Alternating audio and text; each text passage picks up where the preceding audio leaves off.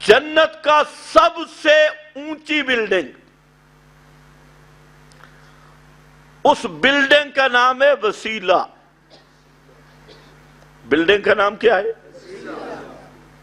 وقت بڑا کم ہے، بلڈنگ کا نام کیا ہے؟ وسیلہ، الوسیلہ۔ یہ جنت کا وہ سب سے اونچا درجہ ہے، اس سے اوپر جنت کا کوئی محل نہیں، اس محل کا نام الوسیلہ ہے۔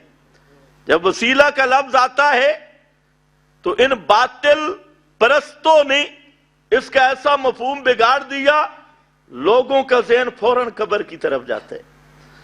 وسیلہ مردہ، قبر کے پاس جاؤ۔ حالانکہ وسیلہ کے 3 معنی، اور یہ جو عجم والا وسیلہ ہے نا، ایک عربی کا وسیلہ ہے، ایک اجمیوں کا وسیلہ ہے۔ اجمیوں کا وسیلہ تو وہ شرک کا بہت بڑا پتیلہ ہے، اور جو عرب کا وسیلہ ہے اس کے 3 معنی۔ ایک وسیلہ کا معنی وہ خاص مکان، خاص درجہ جو جنت کے اندر وہ مقام ہے، اور جنت کی بلڈنگوں میں سے سب سے اونچی بلڈنگ، سب سے عمدہ اور اعلی مکان، اس کا نام ہے الوسیلہ۔ اسی لیے نبی کریم علیہ السلام نے فرمایا جو آدمی اذان سنے اس کے لیے 2 حکم ہیں۔ ایک یہ کہ قولوا مثل ما قال المؤذن، وہی کلمات کہے جو مؤذن کہہ رہا ہے۔ مؤذن نے جو کلمات کہے اللہ اکبر اللہ، تم بھی وہی کہو گے۔ قولوا مثل ما قال المؤذن۔ اور جب مؤذن حی علی الصلاۃ حی علی الفلاح پڑھے گا تو ایک حدیث میں وہاں تم پڑھو لا حول ولا قوت الا باللہ، یہ پڑھ لو، اور اگر وہی لفظ پڑھو گے تب بھی صحیح ہے۔ ایک تو یہ اذان کا جواب ہے۔ یہاں ایک بات ذہن میں رکھ لو، ایک وہ طبقہ ہے کہ اذان میں جب آپ کا نام آتا ہے تو وہ انگوٹھے کھانا شروع کر دیتا ہے۔ ان کو خدا تمہیں ہدایت دے، یہ کیا ہے؟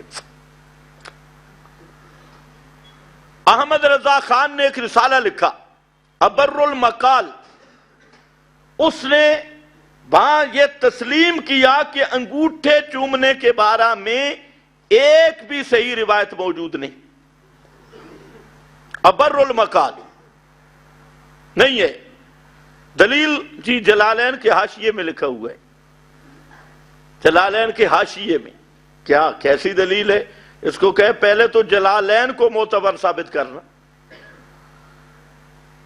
تو جلالین کے حاشیے پہ چل رہا ہے۔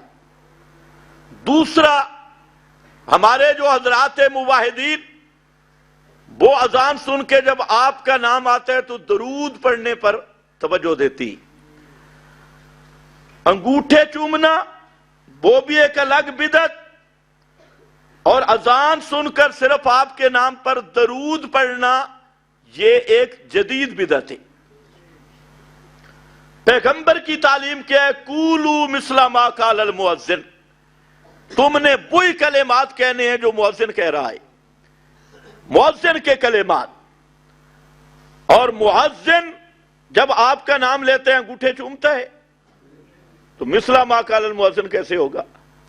یا درود پڑھتا ہے؟ درود پڑھنا یہ مستقل آگے آئے گا، عنوان کسی کو دھوکہ نہ لگے۔ درود پڑھنا یہ سب سے اونچی عبادت ہے، اور مستقل درود یہ بھی پیغمبر کریم کا خاصہ ہے، یہ آئے گا آگے۔ لیکن یہاں اذان کی بات ہے۔ پھر فرمایا جب اذان ختم ہو جائے پھر اللہ کے محبوب نے دعا بتائی ہے، وہ تو آپ کو آتی ہوگی، اللہم رب ہذہ الدعوہ، آگے آت محمدن الوسیلہ، اس پہ غور کر لو۔